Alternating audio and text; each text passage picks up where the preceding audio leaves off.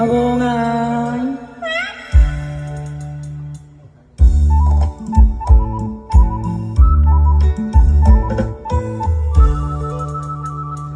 ម្ចាស់ឯងទៅណាហើយនឹងផ្ដាំតាមនោះខ្លាចបែកកានឹងផ្ដាំតាមសារិកាមិនវិញនឹងផ្ដាំតាមនោះខ្លាចបែកកានឹងផ្ដាំតាមសារិកាមិនវិញចុងផ្ញើបណ្ដាំគឺស្រីថាបងវិលវិញ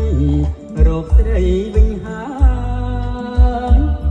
ឯងស្ដាប់បានទេវងហើយ ថាអញមកហើយមករកម្ចាំងជីវិតឯងស្ដាប់បានទេអវងម្ចាស់ឯងគេនឹកអញទេក្រែងគេមានថ្មីទៀតទេដឹង